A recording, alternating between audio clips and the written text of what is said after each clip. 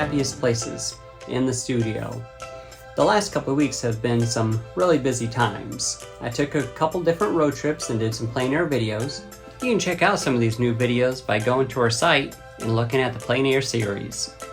My real job picked up and some of the projects that we've been working on have been super busy, and on top of all that, my daughter just went back to school after being off for summer break. Now it's time to get back to some of the creative projects that I've been meaning to work on now that I have a little time. So keep on checking back at the website to see some of the updates that we're going to be posting.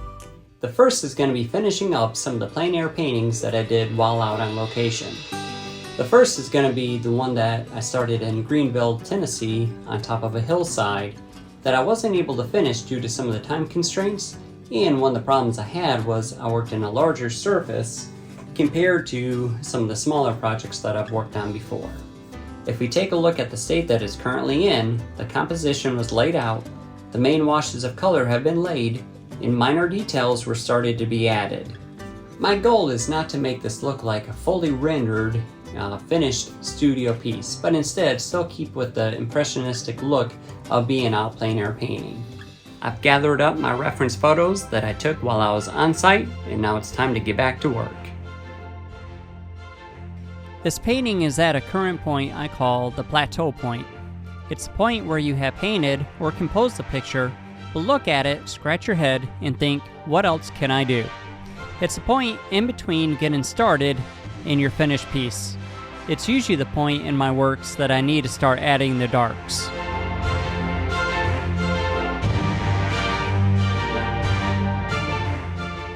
Darks are what makes your paintings, as I say, pop. If every part of it is either light or a gray area, it's stale. It's when you start adding in the darks that things really start to stand out or contrast with one another. I've always struggled with this point while I'm working in watercolor, only due to the fact that once a dark is on, it's on. There's no painting over it like you can with other mediums. But once you put it on, you realize how much your painting really needed it.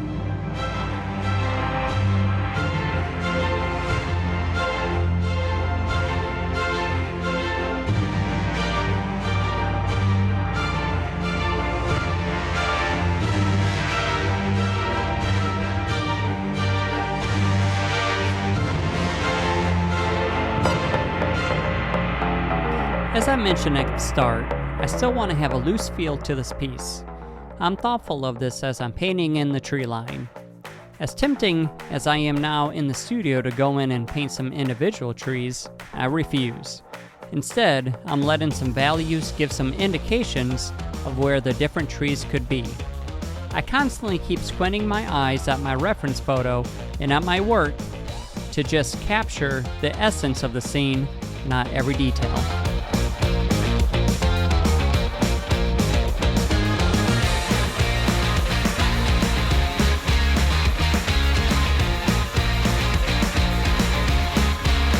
Same with the barn. I don't want to paint in every board the barn is built from. First, I'm using different values of color to give it an old rustic feel. Second, while the paint is still wet, I give some small indicators using different types of lines of where some of the boards could be coming together. And as I fill in the open areas of the barn, I add my darks but also drop in some cadmium yellow to give indicators of where light is coming in, possibly illuminating objects that could be stored there. Can't forget about this little guy.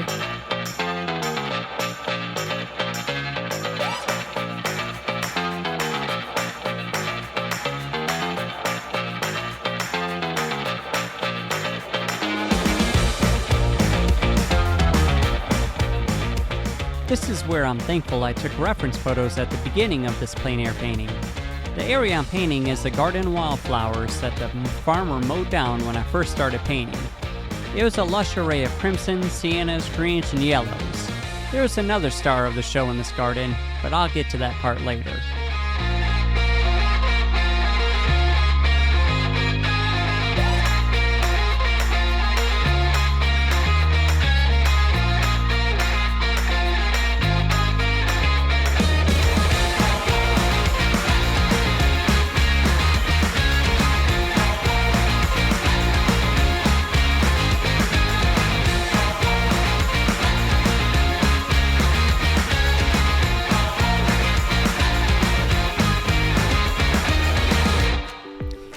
Instead of painting each wildflower in this garden, I'm given these little indicators of flower heads. I do this by dabbing little blots of color, and each time that I do, I try to randomize them so it doesn't look like a robot stamped them on. I'll make some a little higher, some a little lower, some a little thicker, and some a little thinner.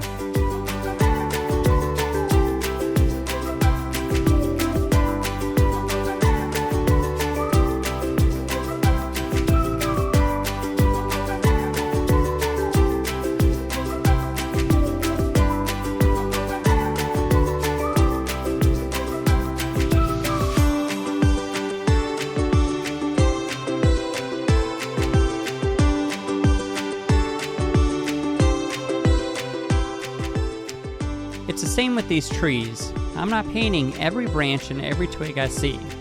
Instead, just indicators. Indicators made by varying sizes and thicknesses of lines, some that go right and some that go left.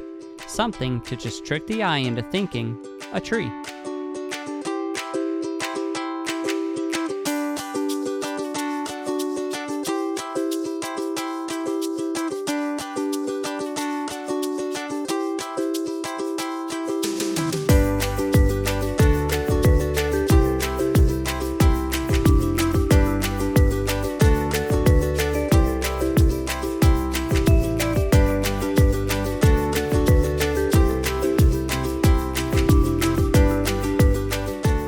Since this barn is the farthest object back, there's no detail work going on here.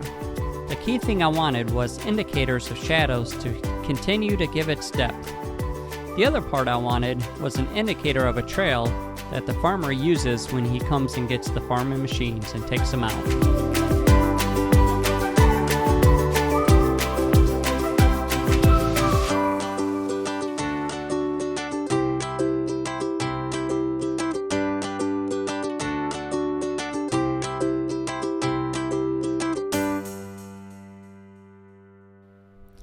This is one of the last parts of all my projects, which is given the foreground detail work.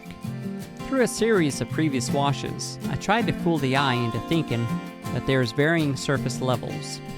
Now it's the tedious work of getting in some grass and weed structures. I don't want to say too many weeds, because this is the part of the farmer's home yard. If this painting were to extend to the right, you'd start to see the driveway leading up to the house not too far off. I left that part out with my artistic freedom. I only wanted the barn to be my main character. With this grass work, I do almost an impressionistic touch to it, putting little bits of colors next to one another. I don't paint on every blade of grass, but I want to give it enough to give the illusion of texture in the most detail since it's the area closest to us, or the viewer.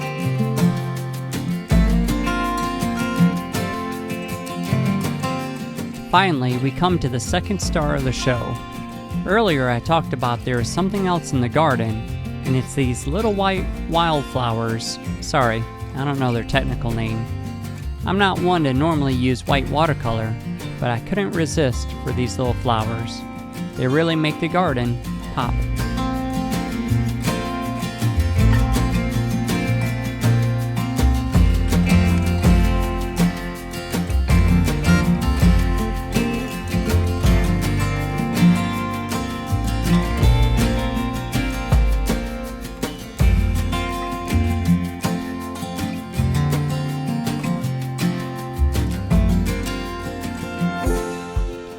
The final mark of this painting is my signature.